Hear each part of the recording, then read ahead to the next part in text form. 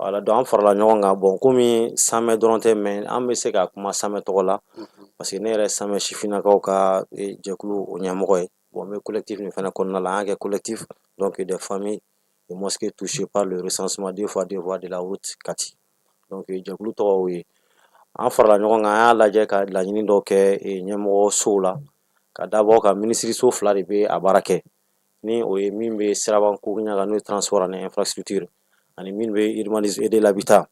donc an y'a essayer ka wuli ka jɔ k'u ma on avait même fait des propositions suggestions na a sirako fanfɛla la o fana tun ye k'a fɔ komi ni tɔɔrɔ fana b'i kan i b'a ɲini tɔɔrɔ nin bɛ se ka lafiya las'i ma cogoya minnu na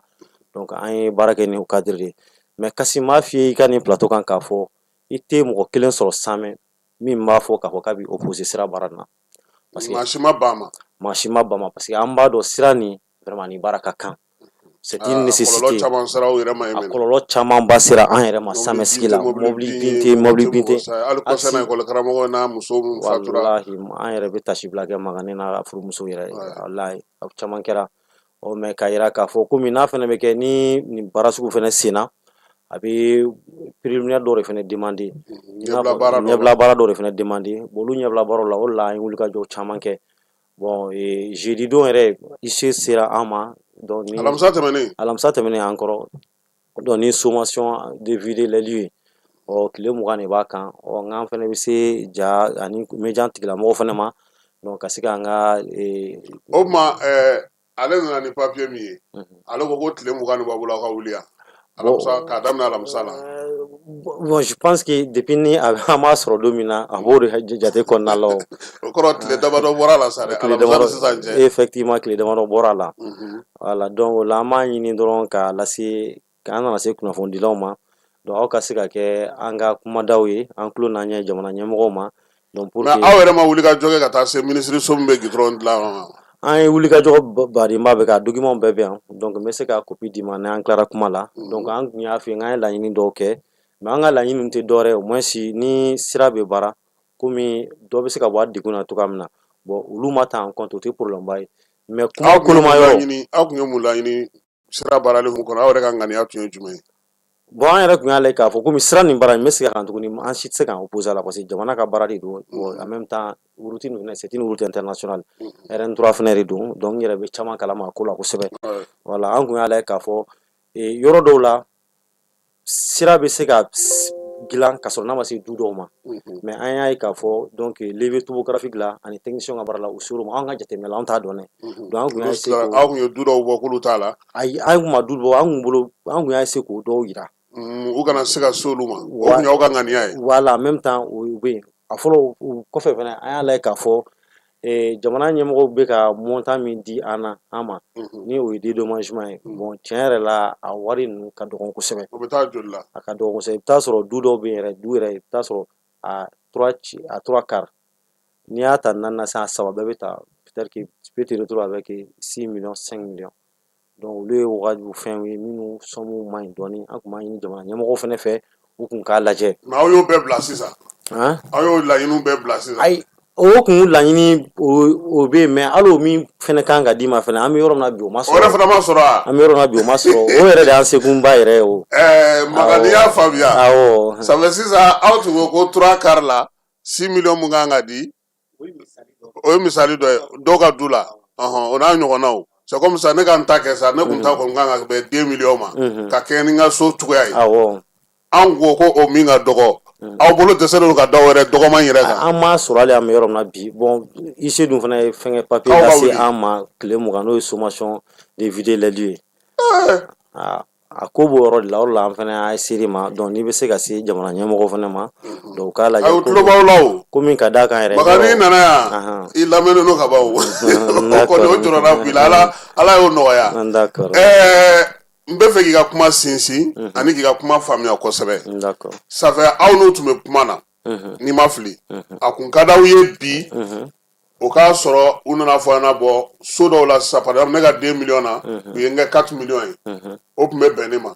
mais o kumaɲɔgɔnyaw yɛrɛ la wari danna yɔrɔ min na sa 2 millions yɛrɛ ma di maa ma maa si ma min yɛrɛ proposera aw si tɛgɛ ma da o kan aw ko k'aw ka wuli laɲini yɛrɛ kun ye o ye mais a yirala k'a fɔ tiɲɛna montant min dira an ma ko jate an n'o de ka kan o de fɔra bɛɛ u ka jate la ko montant min dira a ma bɛɛ ni o de ka kan bon min bɛna d'aw ma sa min bɛna d'a ma o la min bɛna d'a ma n'o de ka kan a ma d'a ma fɔlɔ dɛ min bɛna d'a ma n'o de ka kan bon n'o bɛna d'a ma n'o ka kan n'a yɛrɛ ma an m'an bolo ma d'aw kan mɔgɔ si tɛ bi samɛ kɔnɔ la n bɛ kuma n'o ye k'a fɔ k'i ye dɔrɔmɛ 1 sɔrɔ a la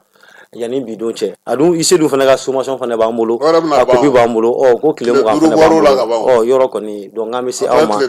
pour que jamana ɲɛmɔgɔw en tout cas u ka se k'a lajɛ donc mais aw sera ministre la ministre ko cogo di bon an ye démarche fɛn kɛ ministre la ministre ko bon ko projet min filɛ na c'est à dire que depuis ni olu mana sira kan ka baara n y'a f'i pour gouvernement caman tɛmɛna sira nin kan ka baara awɔ parce que sira nin nécessité ba de don a kan ka dilan ala yɛrɛ min filɛ nin n'an bɛ ka se yɛrɛ ma na samɛ sira nin a degun fɔlɔ an bɛɛ b'a kalama a bɛ anw yɛrɛ de fɔlɔ kan an bɛɛ b'a kalama n'i kɔni ka frein tigɛra o y'i taalen dɛ voilà a b'anw fɔlɔ de kan wa ni su kora k'i to Kati i bɛ yen fara i siyɔrɔ kan kamiyɔnbaw fɛ i tɛ se ka tɛmɛ voilà yɔrɔ sira fosi de tɛ yen moyen foyi t'i bolo ni fitiri kɔni sera k'i to Kati k'a sɔrɔ i ma a ye kɔni ka Kati si kɔni o latigɛra o don ko n'i tɛmɛna duguma siranin fɛ dɛ o dun fana ma nɔgɔ kuma dɔw la o duguma sira nin de fɛnɛ donc an bɛ o kuma fɛnɛ kan parce que ale bɛ fréquenter kosɛbɛ n y'a f'i ye cogoya min na donc a tɛ baara in na de duguma baara an bɛ o de sira ka fɛngɛ kɔnɔna la wala duguma sira nin donc n b'a faamuya an tɛ min bɛ taa Kuluba an ka to ma min bɛ taa Kati Samɛ Zirakɔrɔ Donfin Kati Sanafara o sira la ka na Jemɛsi na ani Ɲumanamugu wala o yɔrɔ an bɛ o de la. ne ka mɛn sira kunkurunin bɛ yɛlɛ aw kɛrɛfɛ yen ka t'i yɛrɛ sɔrɔ Kuluba sira dɔ bɛ yen o. ayi e bɛ k'o yɔrɔ ɲagami o tɛ Samɛ fɛ quoi. ale tɛ Samɛ fɛ quoi awɔ ale tɛ Samɛ fɛ. mais bi i ko aw taara yɔrɔ caman nɔ ma bɔ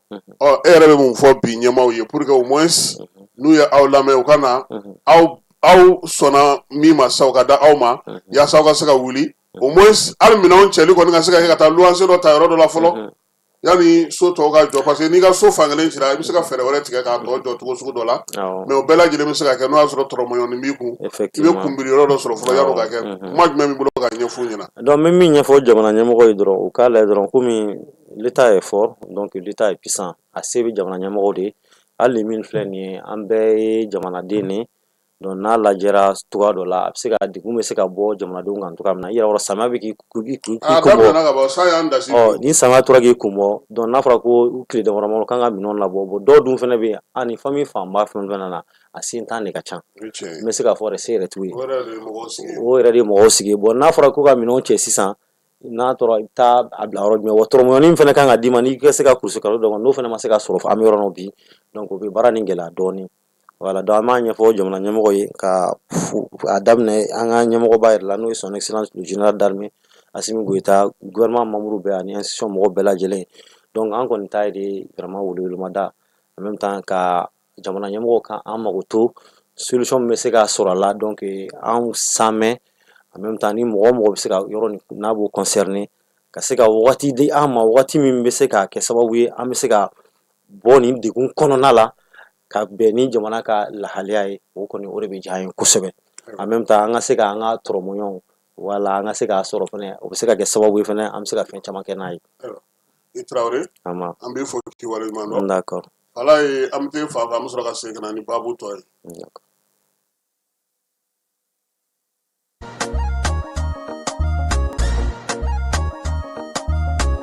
aw bisimila hôtel Lafiya la n'i ko hôtel Lafiya wulikajɔw bolodalen don walasa aw bɛ se ka lafiya sɔrɔ cogo min na ani hakilisigi aw ka séjour la anw fɛ Mopti yan kɛrɛnkɛrɛnnenya la Mopti Sevare ka kɛ ni kurantigɛtigɛ ye min ye hôtel Lafiya Sevare ale ye wulikajɔw boloda ka se ka min ye awa fɛɛrɛ kɛrɛnkɛrɛnnen dɔw ta walasa aw bɛ se ka lafiya sɔrɔ cogo min na aw ka séjour la hôtel kɔnɔna na n'o ye ka panneau solaire installé min ye kurantigɛtigɛ o degun aw kana o ye séjour la l'hôtel yɛrɛ kɔnɔna na réservation ka kɛ kabi sisan min b'a to aw bɛ se k'aw ka séjour kɛ k'a sɔrɔ tɔɔrɔ tɛ aw kan degun tɛ aw kan hôtel Lafiya. hôtel Lafiya ale filɛ nin Sevare Bangetaba yanni ka se aéroport sirafara ma station laban i kiniboloya fan fɛ i bɛ jigin o carré fɛ mètre 200 bɔɲɔngo hôtel Lafiya ale cokolen bɛ i kiniboloya fan fɛ i bɛ se ka weleli kɛ nɛgɛjuru siraw fɛ 21 42 14 11 76 01 01 98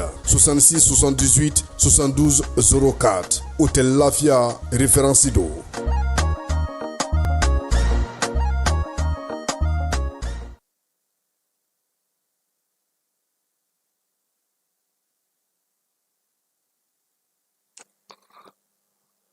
fala ye an bɛ segi ka na an ka kumaso kɔnɔ yan min ye same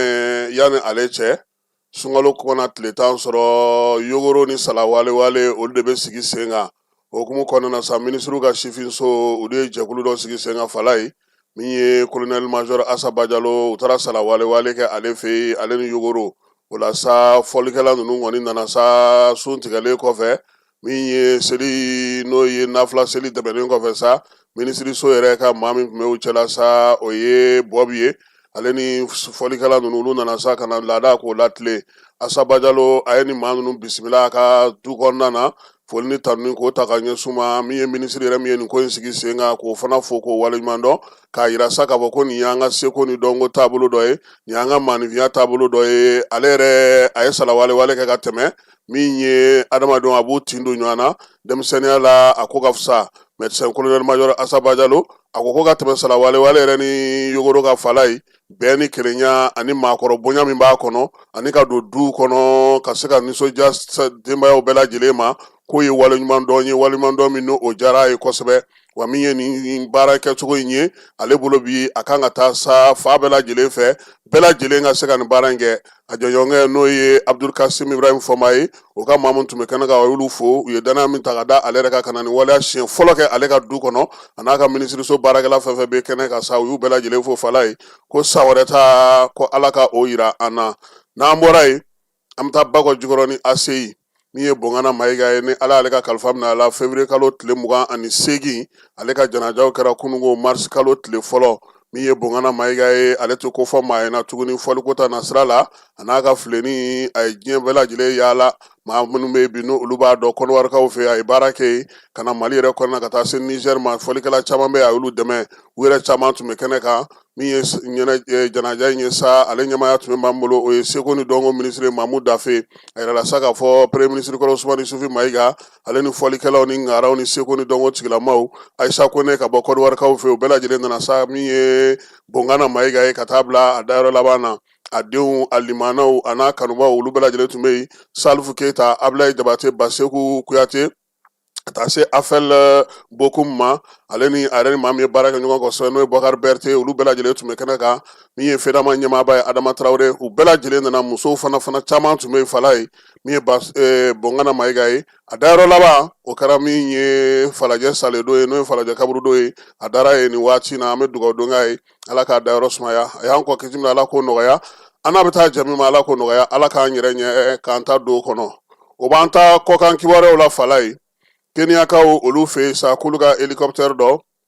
sibiri tɛmɛnen o kɔni taara dafiri olu ka jamana worodugan fan fɛ maa 6 o de nin tora o la o bɛɛ lajɛlen u ka jamana wasadenw ye u ka gouvernement ale de fasiri kɛ min ye polisi ɲɛmaa ye Ayitikaw fɛ sa olu y'a yira sa k'a fɔ juma tɛmɛnen ko min ye u ka kunnafonidilaw ye k'a yira sa k'a fɔ ko baara bɛɛ lajɛlen sigilen don sen kan ni lakana kɔni sabatira n'ala sɔnna ma u ka kalataw bɛɛ lajɛlen bɛna kɛ u y'a yira sa ko min Ayiti kɔni kɔnɔna na mankan ni fɔnkɔ ɲɔgɔnkɔ cayara ye kosɛbɛ Irankaw fɛ olu ka gidiba n'o ye Ali Kameni ye ala ye ale ka kalifa minɛ a la min ye Amerikɛnw olu de kɔni mugujugu kɛru o yɔrɔ in na maa kofɔlen ye san 37 de kɛ fanga la Ayatola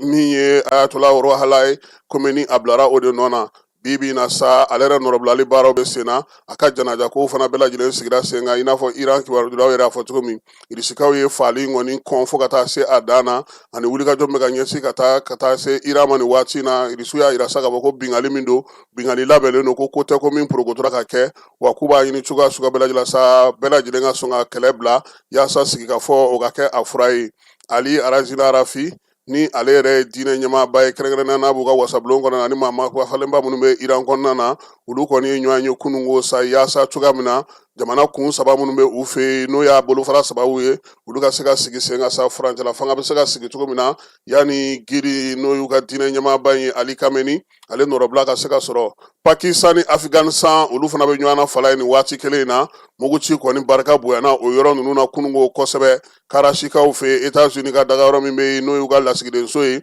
olu kɔni wulikajɔ sira olu ma Pakistankaw yɛrɛ fɛ maa 8 de sara o wulikajɔ in senfɛ maa caman y'a yira sa k'a fɔ ko min ye Bagdad fana Amerikaw ka lasigidenso min bɛ Irak faaba fana kɔnɔna na wulikajɔw fana kɛra ye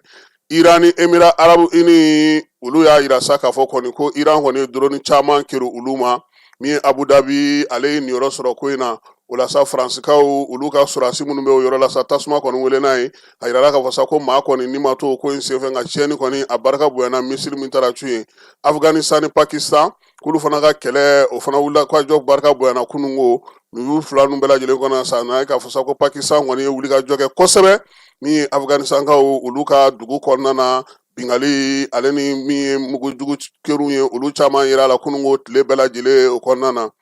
Arabi Saoudite ni Irisi ani jamana wɛrɛw olu y'a yira sa k'a fɔ kari tɛmɛnen kununko ko fɛɛrɛ ka sigi sen ka yaasa pétrole ko mankan min filɛ nin ye a ko bɛ se ka sigi sen kelen kan cogo min na ɲɛ bɛ se ka sɔrɔ a la cogo min na jɛkulu min bɛ o ko kunna sa ko k'a lajɛ sa kɛlɛba bɛ se ka na cogo min na yaasa pétrole ko ka sigi sen kelen kan Falaye basket ko ta na sira fɛ an ka basketkɛla cɛmanw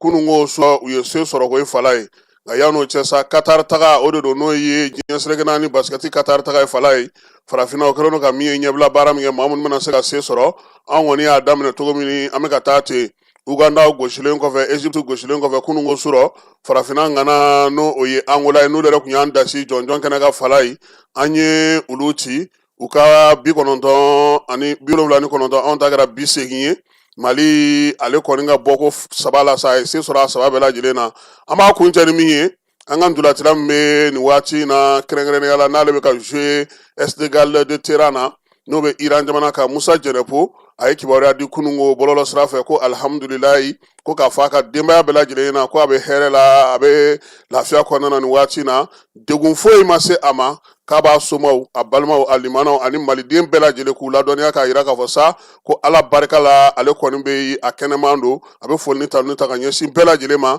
maa minnu ye a kibaruya ɲininkali kɛ ko bɛɛ lajɛlen k'i hakili latigɛ Jɛnɛpo ko ale kɔni bɛ ala tanu nin waati in na o bɛ dan sigi sɔgɔmada in na kibaruya la kibaruya min dira ma Falaye Keyita ne yɛrɛ fɛ k'aw bɛɛ lajɛlen fo k'aw bɛɛ lajɛlen waleɲuman dɔn n'ala sɔnna a ma an na ɲɔgɔn sɔrɔ waati wɛrɛ ala ka tile hɛrɛ cɛ ala ka sababu ɲuman ye si ni kɛnɛ laban ɲuman ala k'o d'a ma caman di ko an b'a fana fo Falaye an kanubaaba don nin waati in na filanu a yɛrɛ ko n k'a fɔ k'an ka filanu Falaye ale ye filanu fa ye an b'a fana fo k'a waleɲuman dɔn ala ka tile hɛrɛ caya an ka ɲɔgɔn dɛmɛ ka binkɛnɛ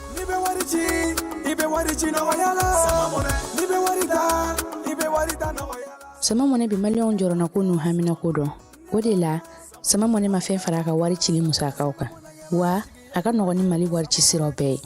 a ma da aw ma dɛ sama mɔnɛ bi dɔ fara aw de kunna wari kan ni wari bonisi ye awɔ ni wari bonisi ye kɔni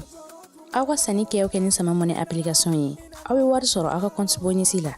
k'a daminɛ crédit la abonnement télé fo ka taa se courant ni ji sarali ma aw bɛ bonisi sɔrɔ nin bɛɛ la n'a ka bonisi buguna dɔrɔn aw bɛ se k'a yɛlɛma aw ka sama mɔnɛ compte la ka sanni wɛrɛ kɛ n'a ye walima ka taa wari jɛ bɔ an ka lasigiden dɔ fɛ yen aw ye mɔnɛ bɔ aw yɛrɛ la a k'a si filɛ sisan ni sama mɔnɛ application téléchargeli ye Play Store walima App Store kan ka sɔrɔ k'aw tɔgɔ sɛbɛn ni sama mɔnɛ ye aw de kunna wari bɛ augmenter sama mɔnɛ i yɛrɛ ta